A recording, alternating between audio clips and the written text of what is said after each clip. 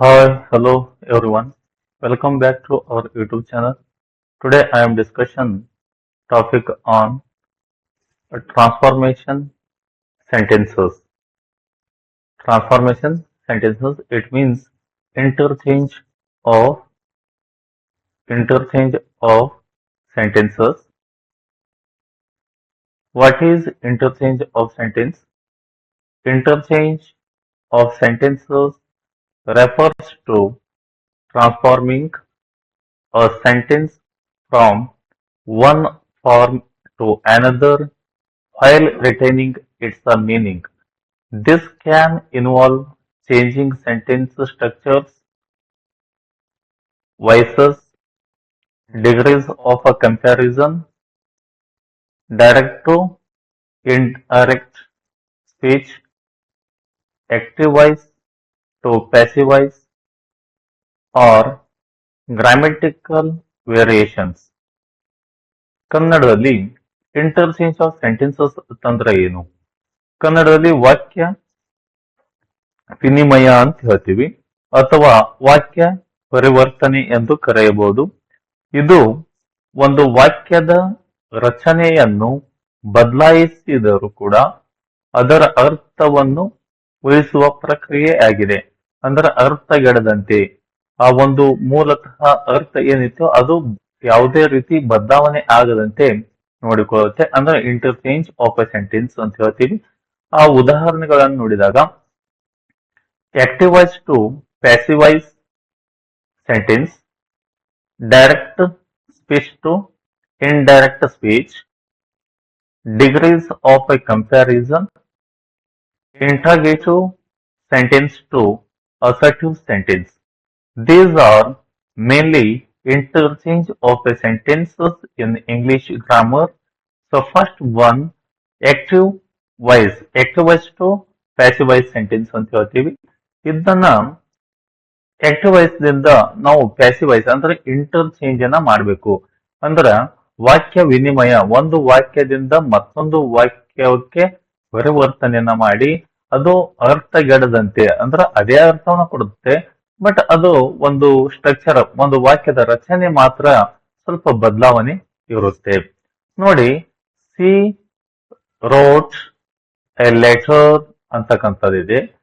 ಈ ಕಡೆ ಪ್ಯಾಸಿವ್ ವಾಯ್ಸ್ದಲ್ಲಿ a letter was written by her ಅಂತಕ್ಕಂಥದ್ದಿದೆ.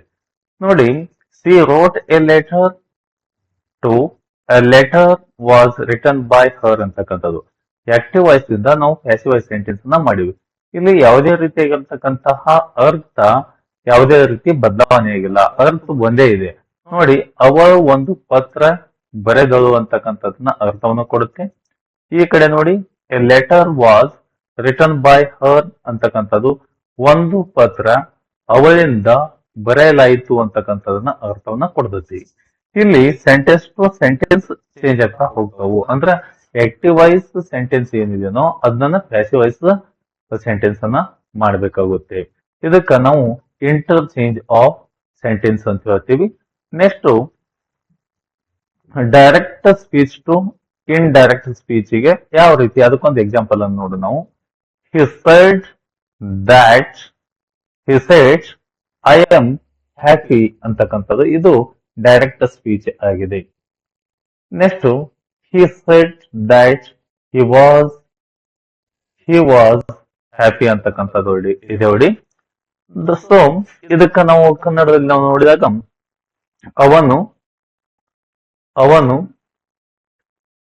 ಅವನು ಹೇಳಿದನು, ಆಕ್ಚುಲಿ ಇದು ಅವನು ಹೇಳಿದನು ಆಗಬೇಕು. ಅವನು ಹೇಳಿದನು ನಾನು ಸಂತೋಷವಾಗಿದ್ದೇನೆ ಅಂತಕ್ಕಂಥದನ್ನ ಇಲ್ಲಿ ನಾವು ನೋಡ್ತೀವಿ. ನೆಕ್ಸ್ಟ್ ನೋಡಿ, ಅದೇ ವಾಕ್ಯವನ್ನ ನಾವು ಇಂಡೈರೆಕ್ಟ್ ಸ್ಪೀಚ್ ಅನ್ನ ಮಾಡಿದಾಗ he said that he was happy ಅಂತಕ್ಕಂಥದ್ದಾಗುತ್ತೆ. ಅವನು ತಾನು ಸಂತೋಷವಾಗಿದ್ದೇನೆಂದು ಹೇಳಿದನು ಅಂತಕ್ಕಂಥದನ್ನ ಇಲ್ಲಿ ಹೇಳುತ್ತೆ. ನೆಕ್ಸ್ಟ್ ಡಿಗ್ರೀಸ್ ಆಫ್ ಕಂಪ್ಯಾರಿಸನ್ ಅಂತ ಹೇಳ್ತೀವಿ. ಅಂದ್ರ ಹೋಲಿಕೆಯ ಒಂದು ವಾಕ್ಯಗಳು ಅಂತ ಹೇಳ್ತೀವಿ. ಹೋಲಿಕೆಯನ್ನ ಮಾಡ್ತಕ್ಕಂಥದ್ದು ಒಂದ್ ಸೆಂಟೆನ್ಸ್ ಅಥವಾ ಒಬ್ಬ ವ್ಯಕ್ತಿ ಆಗಿರ್ಬೋದು ಅಥವಾ ಏನೇ ಆಗಿರ್ಬೋದು ಅದನ್ನ ಕಂಪ್ಯಾರಿಸನ್ ನ ಮಾಡಿಕೊಳ್ತಕ್ಕಂಥದ್ದು, ಹೋಲಿಕೆಯನ್ನ ಮಾಡ್ಕೊಳ್ತಕ್ಕಂತಹ ವಾಕ್ಯಗಳು ಅಂತ ಹೇಳ್ತೀವಿ. ಈಗ ನೋಡಿ, ಸೂಪರ್ಲೇಟಿವ್ ಅಂದ್ರೆ ಪಾಸಿಟಿವ್ ಡಿಗ್ರಿ ಅಂತಕ್ಕಂಥ ಬರುತ್ತೆ, ಪಾಸಿಟಿವ್ ಡಿಗ್ರಿ ಅಂತಕ್ಕಂಥ ಬರುತ್ತೆ. ನೆಕ್ಸ್ಟ್ ಕಂಪ್ಯಾರಿಸನ್ ಅಥವಾ ಕಂಪ್ಯಾರೇಟಿವ್ ಡಿಗ್ರಿ ಅಂತಕ್ಕಂಥ ಬರುತ್ತೆ.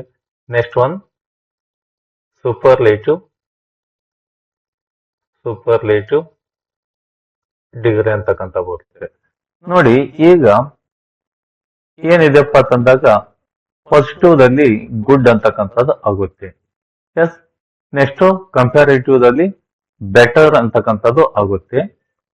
ಕಂಪ್ಯಾರೇಟಿವ್ ದಲ್ಲಿ ಬೆಟರ್ ಅಂತಕ್ಕಂಥದ್ದು ಆಗುತ್ತೆ. Then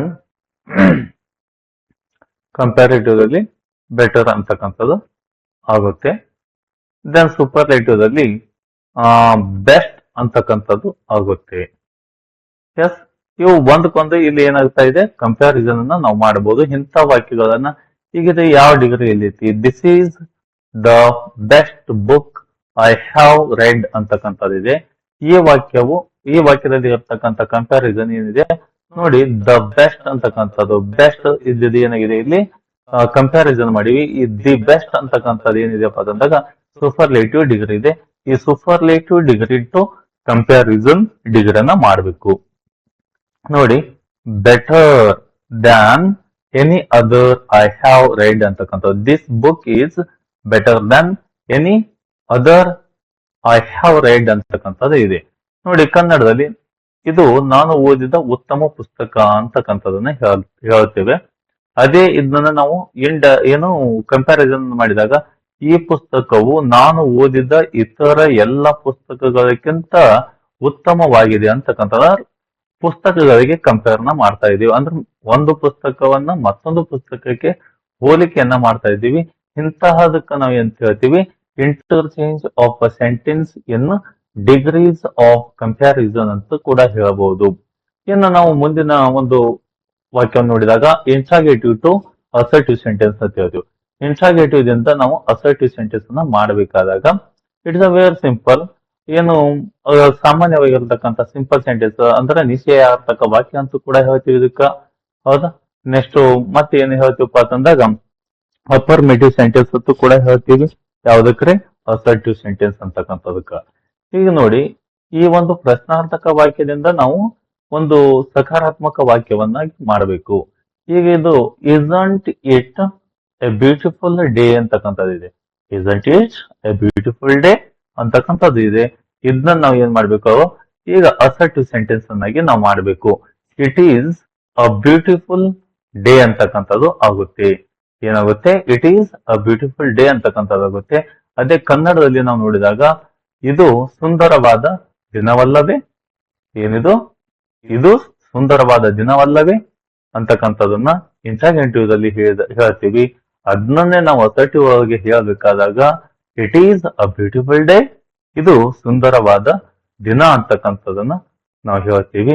thank you for watching our videos and then see you next with the video.